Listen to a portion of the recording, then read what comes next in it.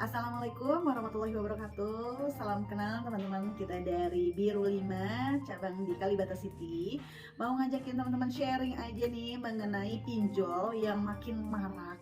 Makin banyak banget aplikasi pinjol. Nah, kenapa sih bisa semakin banyak ya aplikasi pinjol bermunculan dari yang legal maupun yang ilegal? Nah, ternyata mereka ini punya banyak keuntungan. Yang pasti ada 4 keuntungan sih ya. Nah, dari 4 keuntungan gitu aja mereka udah meraup untung yang bisa berkali-kali lipat. Apa aja sih keuntungan yang didapat oleh para aplikasi pinjol?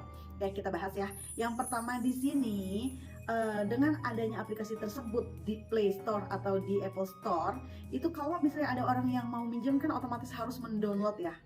Nah, mendownload pakai kuota. Nah, makin banyak orang mendownload, makin banyak kuota yang dikeluarkan untuk orang-orang itu mendownload, dari 1-2 orang, 10, 20, 100, 200, dari yang cuma satu kelurahan, bayangin ya penduduknya berapa, sampai kecamatan, sampai Jakarta Selatan, Jakarta Barat, atau DKI Jakarta, atau seluruh Indonesia. Kalau makin banyak yang ngedownload, makin besar juga keuntungan mereka, karena pastinya ini jadi penghasilan buat mereka gitu. Jadi dia ada komisi buat mereka. Itu keuntungan pertama mereka. Yang kedua, keuntungannya di sini adalah bunga. Sebagai pelaku ekonomi, mereka meminjamkan uang ke orang, otomatis mereka mengenakan bunga dong gitu ya. Nah, bisa dilihat sendiri kan bunganya. Misalnya nih, punya pinjaman 1 juta, tapi kita bayarnya biasanya nggak mungkin 1 juta dong, bisa 1,3, 1,4, 1,5, entah deh pokoknya perjanjiannya itu. Atau biasanya kan ada hitungannya ya, mau ngambil berapa bulannya, berapa cicil, berapa kali cicil. Nah, makin lama kita nyicil, makin banyak kita nyicil ya makin besar juga bunganya. Jadi mereka juga makin senang juga dong kalau misalnya bunganya makin besar. Nah, itu keuntungan kedua buat mereka ya. Yang ketiga di sini ada yang namanya denda. Nah, denda di sini itu di luar dari outstanding awal. Jadi ini bukan bunga lagi, ini bukan pokoknya lagi, tapi kalau misalnya sampai si kreditur tersebut telat bayar, itu biasanya ada hitungan dendanya. Nah, denda di sini beda-beda. Ada yang dendanya kasihnya harian, ada yang kasihnya mingguan, ada juga mungkin yang kasihnya bulanan. Nah, kalau misalnya sampai kena denda, waduh, itu kan jadi keuntungan juga buat mereka. Gitu. Yang keempat di sini ada yang namanya asuransi.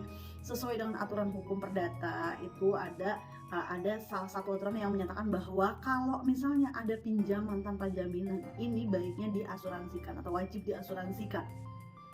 Ini buat backup. Kalau nanti di kemudian hari si nasabah gagal bayar, pihak mereka nggak akan rugi gitu. Jadi mereka tinggal klaim aja ke pihak asuransinya. Nah, misal kita punya pinjamannya kita 2 juta misalnya, terus kita bayar cicilan nih, bayar cicilannya 300.000 gitu kan. Nah, itu nanti hutangnya yang berkurang bukan 300.000, karena mereka sudah hitung pokoknya yang dibayarkan berapa, bunga sebagai keuntungan mereka berapa, dan mereka sisihkan juga sekian untuk pembayaran asuransi gitu. Jadi kalau misalnya teman-teman suka bingung kok bisa segede ini sih ya, karena mereka sudah hitung pokok yang dibayarkan berapa, bunga untuk keuntungan mereka berapa gitu kan, terus untuk pembayaran asuransi untuk backupan tuh berapa gitu. Jadi di sini kita bisa tahu kenapa makin banyak banget aplikasi pinjol ya, makin banyak banget, walaupun makin banyak juga yang macet gitu, tapi tetap aja tuh ada aja bermunculan tuh aplikasi-aplikasi pinjol, karena mereka sudah punya keuntungannya sendiri. Nah, kurang lebihnya itu dari saya, semoga bermanfaat. Sampai ketemu lagi, nanti kita akan bahas mengenai kredit-kredit seputar pinjol, kartu kredit, dan KTA. Kalau ada yang mau ditanyakan juga boleh ya. Oke, wassalamualaikum warahmatullahi wabarakatuh. Terima kasih.